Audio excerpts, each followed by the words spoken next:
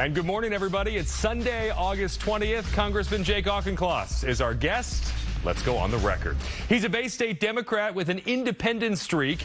With a potential government shutdown looming, what will Congress look like after the August break? The congressman is here to talk us through. From WCVB Channel 5, the inside word from Washington to Beacon Hill. Today's newsmakers are going on the record.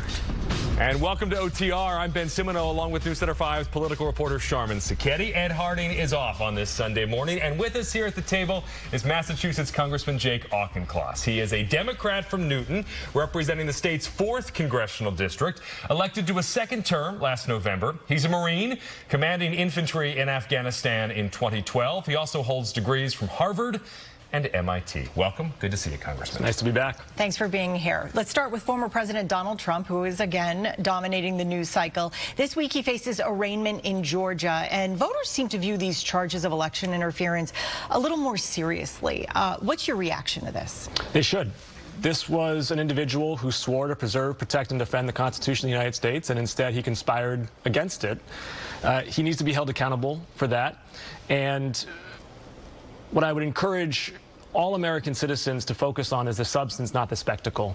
Donald Trump always tries to make it about himself. He always tries to suck up all the oxygen in the room for self-aggrandizing purposes and to fuel his fire. We saw it work in 2016. We saw it almost work in 2020.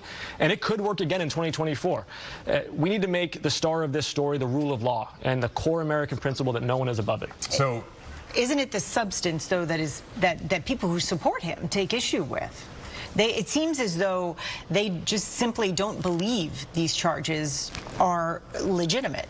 That is why the January 6th committee from last Congress did such important work, is it laid out the facts and the testimony through primary sources in compelling detail. And now we're going to see in 2 different courts of law, at the federal and the state level, significantly more detailed evidence about the crimes that he committed, both to defraud the American public of their right to a free and fair election, and also to directly try to strong-arm election officials into miscounting and misallocating electors. All right, so a lot of the work the January 6th committee did was presented on television. Cameras are allowed in state courts. They're not allowed in federal courts presently, but some of your colleagues, including Congressman Stephen Lynch and Massachusetts Senator Ed Markey, have now called for the federal trial, well, at least one of them, or maybe both of them, of the former president to be televised. Don't you think the American people have a right to see inside that federal courtroom when the former president is on the stand and is on trial? Decisions about cameras in the courtroom is going to be for the judge to make in consultation with the judicial conference, not for politicians to make. To me, the important thing is that the substance remains in the spotlight and that Donald Trump is not allowed to become the star of his own show again. It needs to be about the rule of law. We need to be prioritizing the core fact that he broke the law and he's being held accountable for it. That's what needs to punch through to the American people. Do you think he's being held accountable enough with some of these accusations and the innuendo that he's putting out there? I mean, I've seen coverage, some analysts say, if this was a regular citizen, even say a congressman like yourself, who was kind of making these accusations against, the prosecutors who are prosecuting him and the others who have worked in law enforcement, that they would be behind bars already. Is he being held truly accountable for that? I think Donald Trump has a 50-year career of evading accountability, and the buck needs to stop now. And I would encourage the judge and the prosecutor to treat him just as they would treat any other American citizen. All right, the investigation into the president's son, Hunter Biden, it may be headed to trial. A plea agreement fell apart over tax and gun charges. Now the man overseeing the investigation has been elevated to special counsel. How much will the Hunter Biden scandal play into the 2024 race, do you think? The Republicans want to keep it front and center because to them it's defense through whataboutism. Every time you point towards Donald Trump and his crimes against the Constitution, they want to say, well, what about Hunter Biden?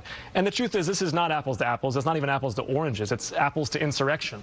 Hunter Biden, if he broke the law, should be held accountable. I just wish that Republicans would say the same thing about Donald Trump. But it is sort of a time where we're living in where this is unprecedented. The 2 top candidates, now headed into 2024, one of them facing multiple indictments, the other, his son, maybe headed to trial. It is sort of an unprecedented time. Yes, it is. And the distinction here is that when Donald Trump was president, and even after he was president, he tried to weaponize the Department of Justice in really a mafia-like fashion, whereas President Biden's Department of Justice has had free rein to pursue charges against Hunter Biden, and yes, to hold him to account if he made mistakes. All right, when you get back to Washington next month, the potential government shutdown will be all the talk. Do you think this is something that Republicans, who of course control the House, are committed to shutting down the government one way or the other? Is there any way around it? There is a way around it, and the way around it is for House Republicans to honor the deal that they struck this spring. Speaker McCarthy and President Biden shook hands on a deal that would fund the government for the next year. And in the grand tradition of Washington Compromise, frankly, both parties didn't much like it. But a big block of members of Congress from both parties came together to pass it because it was what was right for the country. Within days, House Republicans have reneged on the deal. Senate Republicans haven't, Senate Democrats haven't, the White House hasn't, House Democrats haven't. It's just House Republicans who are insisting that they're going to balance the budget on the backs of Head Start teachers, as opposed to actually talking about the 4 out of every 5 federal dollars that go towards entitlements and military spending. So they're being disingenuous. They are walking back from a good faith agreement that they committed to. And unless they change course, we are headed towards a government shutdown. Can a Speaker Kevin McCarthy survive, though, without a government shutdown? I think he could, but that's for his own internal politics. Part of being elevated to Speaker means that you've got an obligation to put country above party. He's got an opportunity here to build on the bipartisan progress of last term. Last term, if you look at a year ago in August, we passed investments in manufacturing, investments in science. We empowered the middle class through lower health care costs. Now, August 2023, 1 year later, the Republicans are saying unless you defund the police by zeroing out Department of Justice allocation, we're going to shut down the government. I think American voters are going to respond to that split screen. All right. Let's talk about Ukraine. It's making gains in its counteroffensive.